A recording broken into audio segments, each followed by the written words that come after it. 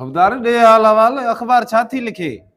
यार ज़फ़र छा वरी छा लिखे थी यो सिंध ते ज़ुल्म वरी लिखे त दरिया ते धाड़ा। सिंध यार मिड़े ही सूरन में थी कदे। अस्सलाम वालेकुम मसाद। वालेकुम सलाम असद केड़ा हालन। मसाद बिस्मिल्लाह खुश आयो।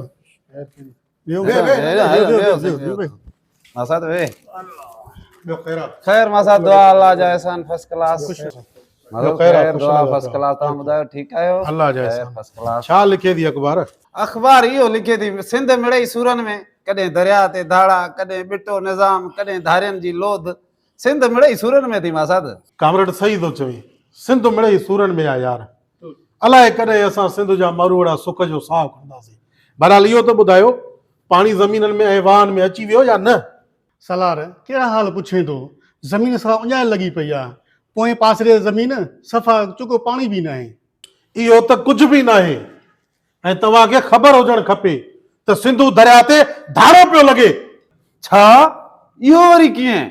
यार असुल में अरसा जी एक्ट मुताबिक़ दरिया मां केनाल न आहिनि निकिरंदा पर इहा तव्हांखे ख़बर आहे हुकूमत पंजाब जूं ज़मीन आबाद करण जे लाइ 5 केनाल पई कढे ऐं तव्हांखे ख़बर आहे त सिंध जे अरडे ऐं दोधे पुट डॉक्टर कादर मनसी सखर बबरलो बाईपास ते एहतजाज करे पंजाब जी निड़ीअ ते लत ॾेई छॾी हुई ऐं उते हज़ारे माण्हुनि गॾु थी करे एहतजाज रिकॉर्ड करायो हुयो।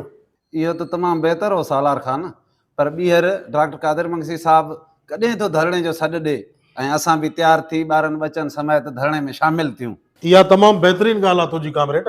बिल्कुलु असांखे खपे त असां डॉक्टर कादिर मनसी जे हर धरणे में गॾु हुजूं ऐं मां तव्हांखे इहो ॿुधाईंदो हलां त हाणे हिन महीने जी 9 तारीख़ ते हिटड़ी बाईपास हैदराबाद में धरणो लॻायो वेंदो ऐं तव्हांखे ख़बर आहे उन धरणे जी अॻुवाणी सिंध जो लीडर सिंध जो बहादुर डॉक्टर कादिर मनसी पाण कंदो। ऐं प्यारा सिंध वासियो मां हिन वीडियो जे ज़रिए तव्हांखे हथ ॿधी अर्ज़ु कयां थो अचो अचो त गॾिजी करे धरती माता खे सुकाइण खां बचायूं ऐं डॉक्टर कादिर मनसीअ जो साथ ॾियूं।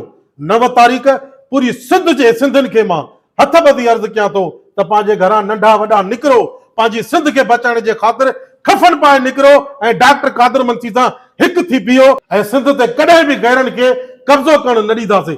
अचो त गॾिजी सिंध बचायूं पंहिंजा वसाइल बचायूं पंहिंजी धरती बचायूं।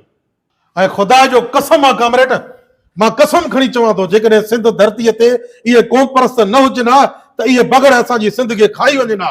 सलाम आहे सिंध जे क़ौम परस्तनि खे ऐं सिंध जे लीडरनि खे जेके हक़ी सिंध जा लीडर आहिनि।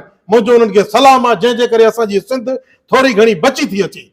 सिंधूअ ते धाड़ा ना मंज़ूर सिंधूअ ते धाड़ा ना मंज़ूर मेरान ते धाड़ा ना मंज़ूर मेरान ते धाड़ा ना मंज़ूर मरसूं मरसूं सिंध न ॾेसूं मरसूं मरसूं सिंध न ॾेसूं नारे कादिर नारे सैन जिए कादिर जिए से वाण वाण वस्ती वस्ती कादिर मनसी